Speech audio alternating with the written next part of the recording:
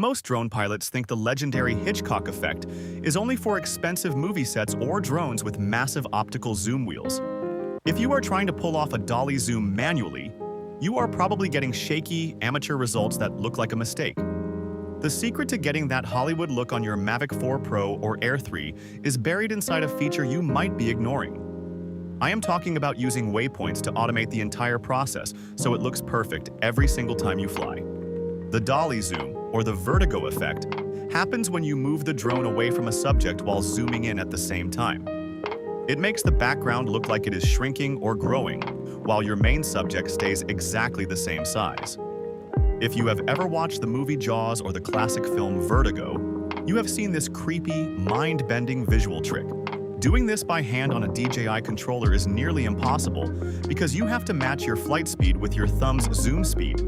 That is where waypoints come in to save your footage and make you look like a professional cinematographer. First, you need to find a subject that stands out, like a lone tree, a lighthouse, or even a friend standing in a field.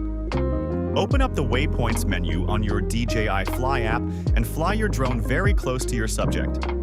This will be your point A, and for this spot, you want your lens at its widest setting, usually 24 meters. Set your first waypoint here and make sure your subject is perfectly centered in the middle of your grid lines. Now fly the drone straight back in a direct line for about 50 or 60 feet to create your second path. This is point B, but before you save the waypoint, you need to use the zoom slider to bring the subject back. Zoom in until the subject is the exact same size in the frame as they were when you were standing at point A. The magic happens when the drone calculates the path and the zoom transitions smoothly between these two specific digital markers. A common problem people face is the drone moving too fast, which makes the zoom look robotic and choppy.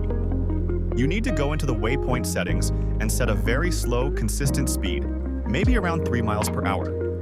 If the zoom and the movement do not finish at the same time, the illusion is ruined and the background won't warp correctly.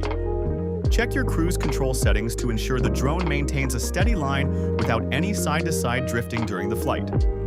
When you hit start, the drone will back away while the software handles the focal length shift with mathematical precision.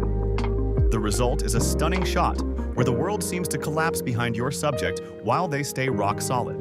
You can even try this in reverse by starting far away with a zoom and flying forward into a wide shot. Once you master this automated technique, you will never want to go back to the old manual way of filming.